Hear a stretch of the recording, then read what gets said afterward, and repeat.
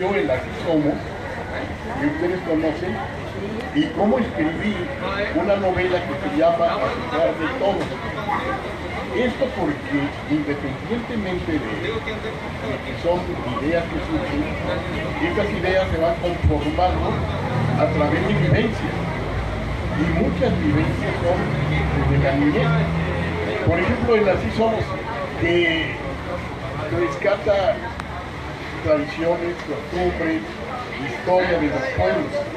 Y ahora hacemos para las escuelas lo que llaman monografía, para que en las escuelas de todos los pueblos tengan la historia del pueblo, porque es muy importante. Incluso estamos perdiendo la historia familiar. Antes los viejos desayunábamos, no había luz eléctrica, cenábamos con velitas, con té, y los abuelitos estaban con nosotros y nos contaban su historia. Yo les aseguro que ahora la mayoría de los nietos no saben los apellidos de sus abuelos. Así estamos ya perdiendo la historia familiar.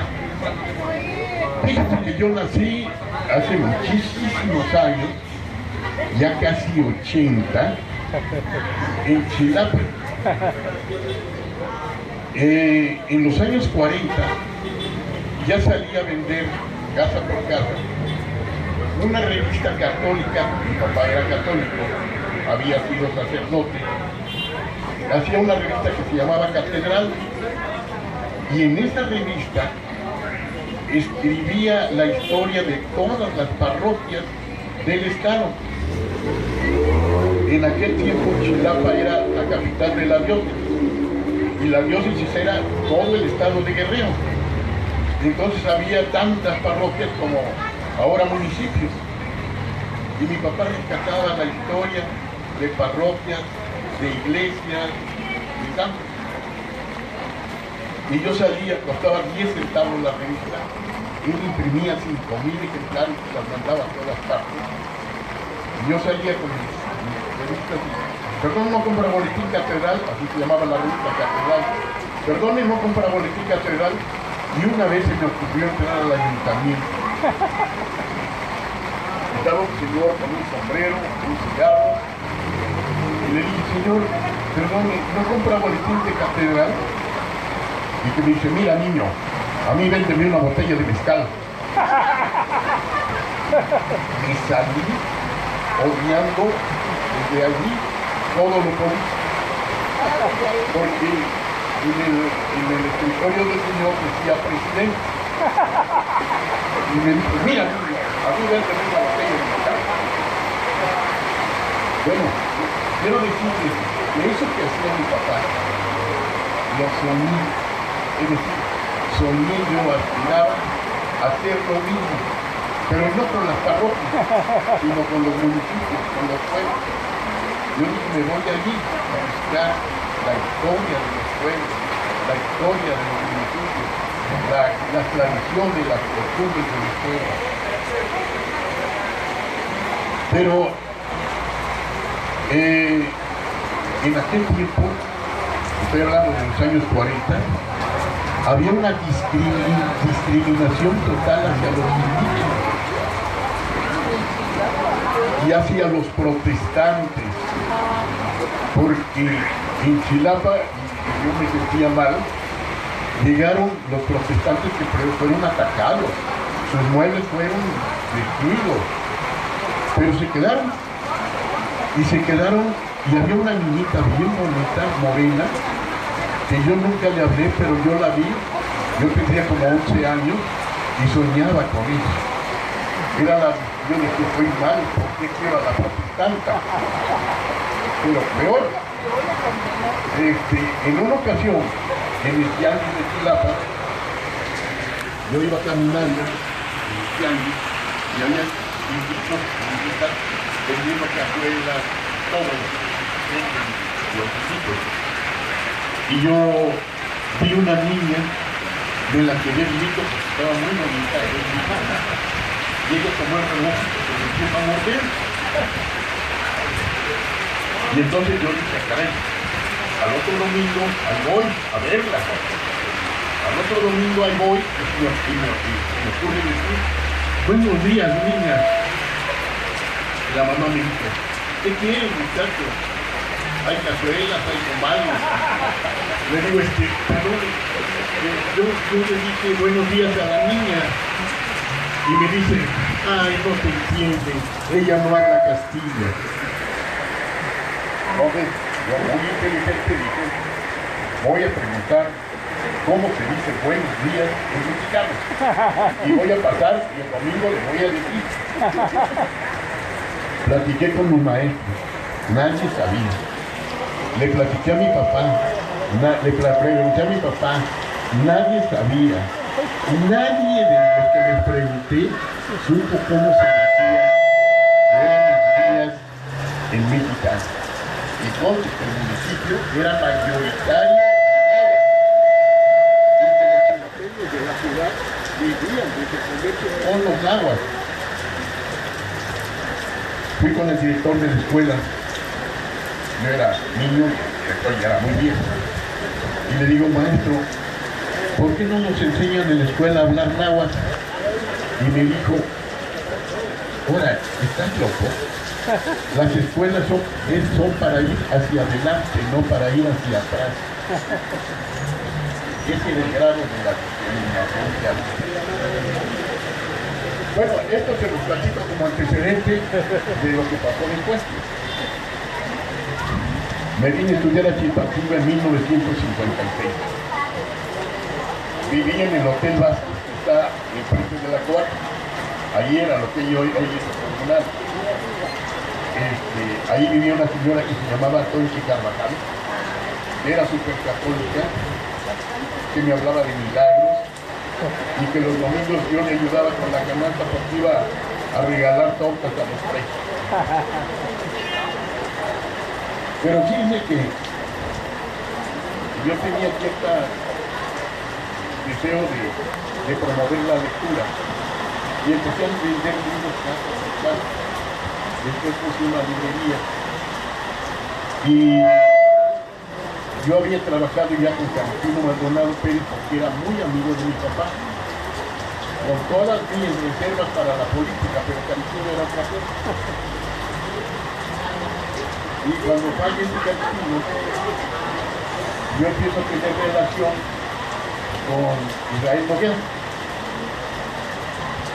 Y en una ocasión, así era la democracia en México. En una ocasión yo estoy durmiendo, es el 27 de octubre, ya no me acuerdo de qué año, y tocan la puerta de la casa. Yo no he salido de la calle Zapata, siempre he estado en la calle Zapata. Después de Carvajal, me fui con mis tíos en Sandraca, allí viví, me casé y me fui a casas más abajo.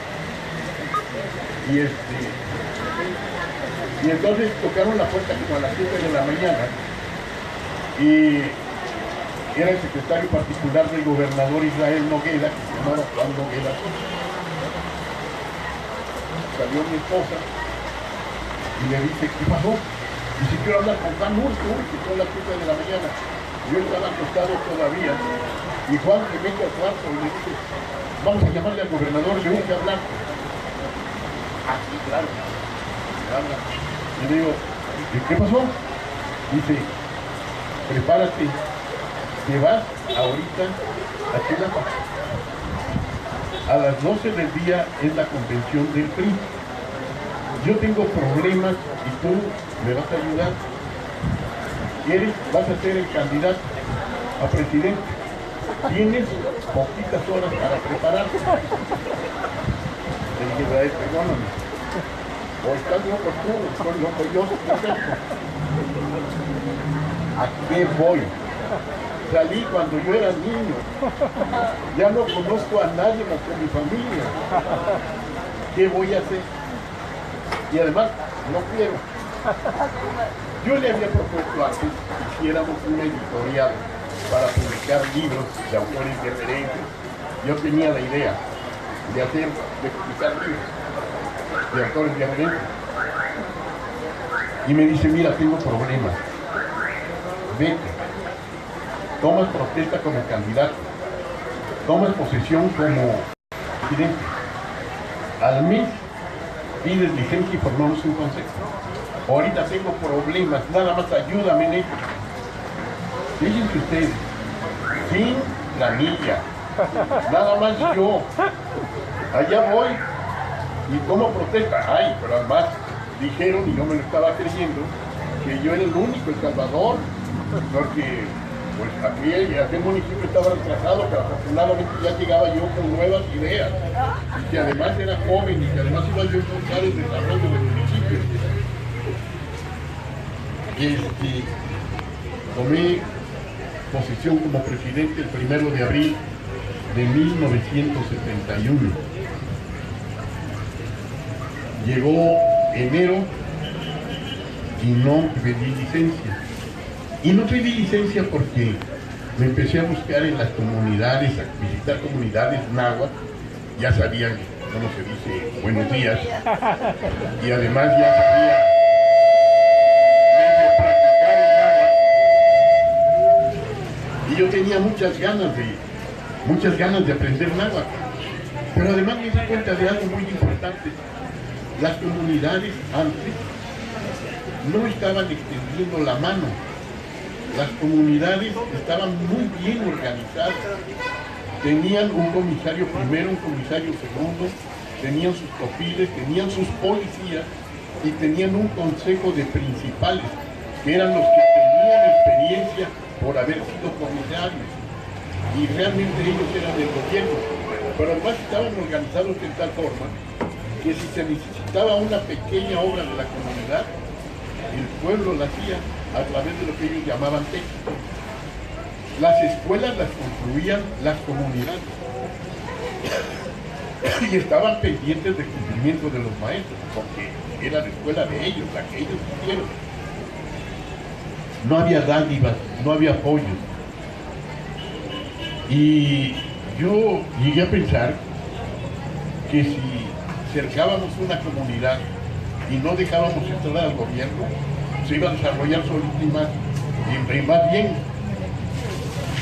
Yo todo esto lo fui almacenando y pues trabajábamos.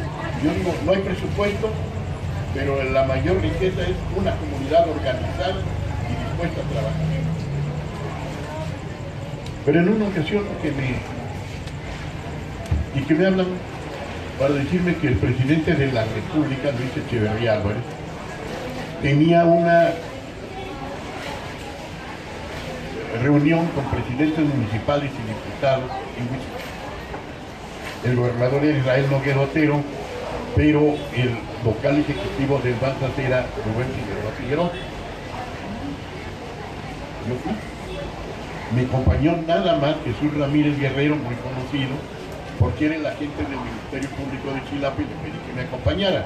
No teníamos dinero para ir como ahora con la renta Quiliguarura, ¿no? Entonces íbamos así pues.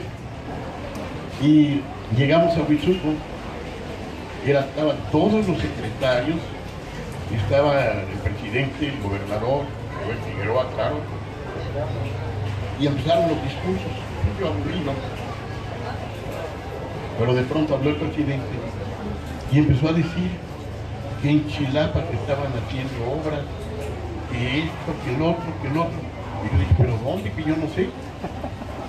Entonces cuando terminó de hablar, yo levanté la mano y me dijeron que pasaba.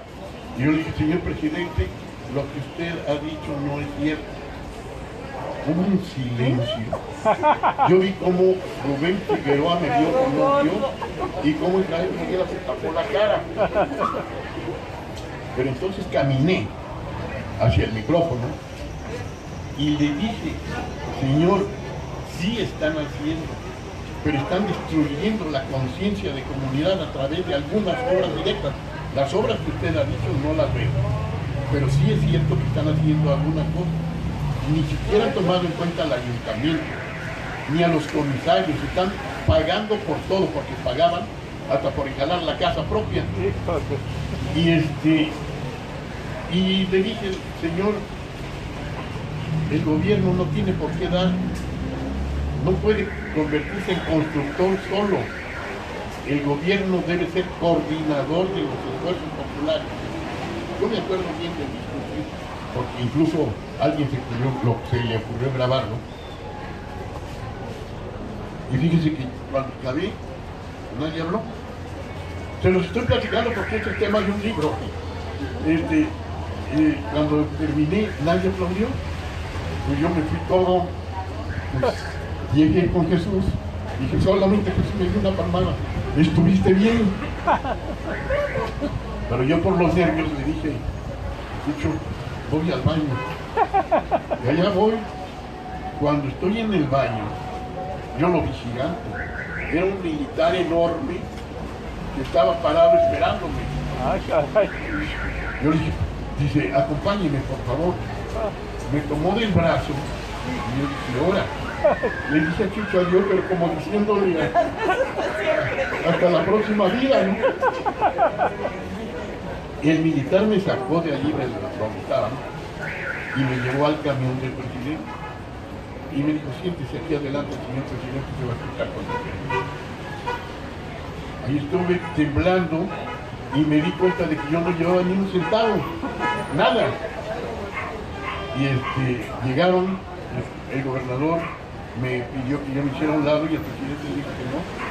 Y le dije al gobernador que se sentara aparte, al lado, y el presidente se sentó conmigo. Y entonces me empezó a decir, tú sabes, tus campesinos están ganando más. Le digo, señor, están bebiendo mejor. Si el salario que le dan a los campesinos es para vivir mejor, pues no lo están haciendo, porque vivir mejor no es cuestión de dinero, es cuestión de cultura. Y empecé a platicar con él, el camión ya iba caminando, y yo medio angustiado porque a dónde me llevan, pero el presidente muy interesado y me preguntaba.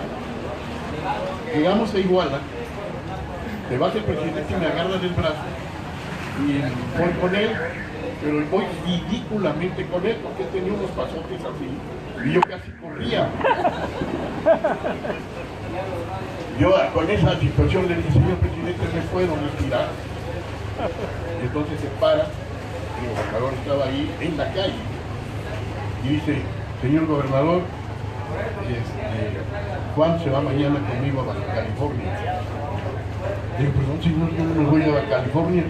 Yo tengo una reunión con comisarios mañana y mis comisarios tienen que caminar a veces hasta 2 días para llegar a la cabecera. En aquel tiempo no había carros. No, yo, perdónenme, no puedo.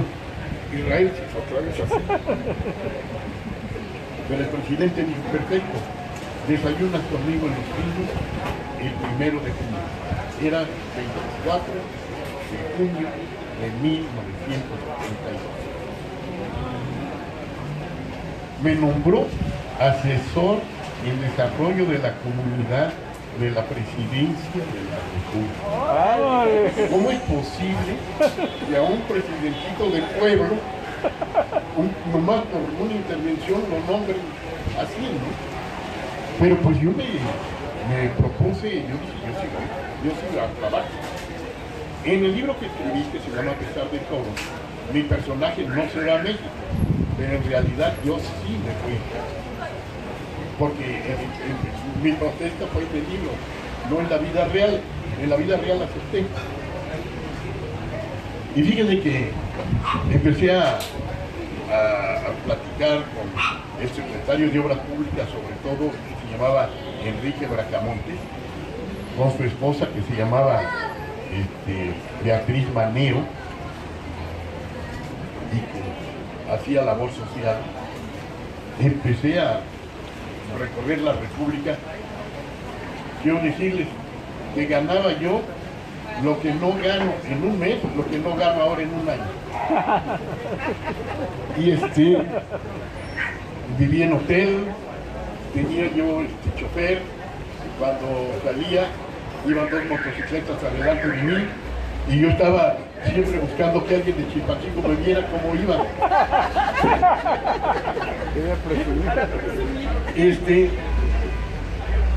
En una ocasión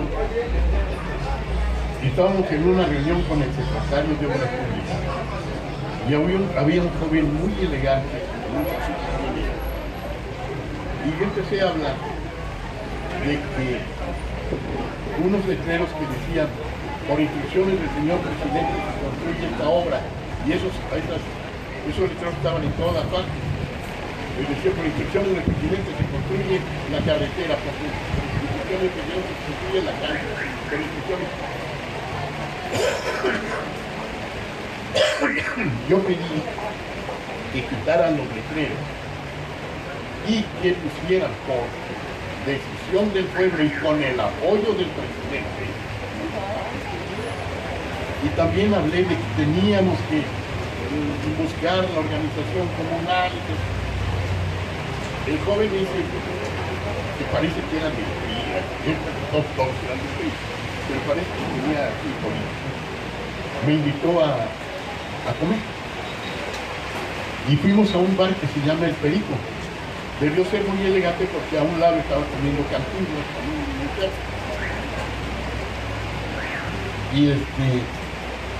y me dijo, palabras textuales: tú hablas mucho del pueblo organizado, tú hablas mucho de la participación en esto, tú hablas, dice, mira, tú y yo tenemos mucho futuro político y debemos pensar en cómo manejar a las masas. Las masas deben manejarse, deben manipularse. ¿Tomas vino? Yo me acuerdo que digo, no, yo vino no. ¿Es que tomas nada de alcohol? Le digo, sí, a veces me tomo un mezcal. Dice, se me olvidaba todo. Los nombres aquí, no vayas a nombrar mezcal, nos van a ver mal. Y fíjense que me dijo, vamos a mediatizar, tenemos que mediatizar, y hay que estar dando, tenemos que ser un pueblo de limosneros para poder manejarlo. Dice, yo me imagino que algún día vamos a tener comedores comunitarios en muchos pueblos, porque el pueblo nunca se rebela contra quien le llena la panza. Y eso a mí, antes de que yo llegara allí y pasara esto, yo había tenido una amiga que se llamaba Silvia, era pintora, muy amiga de Benita Galeana, muy amigo de José Revueltas, de Juan de la Cabala. Ella era una persona que se metía en los movimientos sociales, estaba con Don Salazar en el movimiento, y ella me escribía mucho y me daba consejos, pero todo contra el gobierno. Me decía que López Mateos, anterior a Gustavo Nieto Ordaz, después fue Che Gabriel, que López Mateos había sido uno de los peores represores. Hablaba de la aprehensión de José Revueltas, el asesinato de Jaramillo,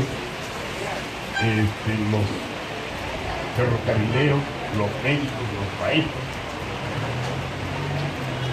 Y fíjense que en el movimiento del 68, mi amiga murió, la mataron.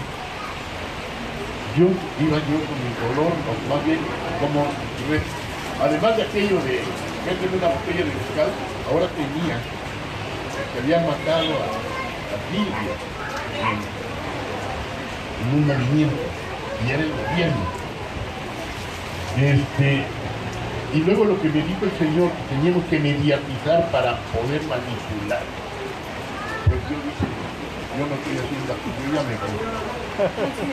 Y se me ocurrió hacer, porque mi papá sí, pero a mí se me ocurrió una novela. Yo dije, me voy a conocer los pueblos de Guerrero, pero vendiendo papel crepé.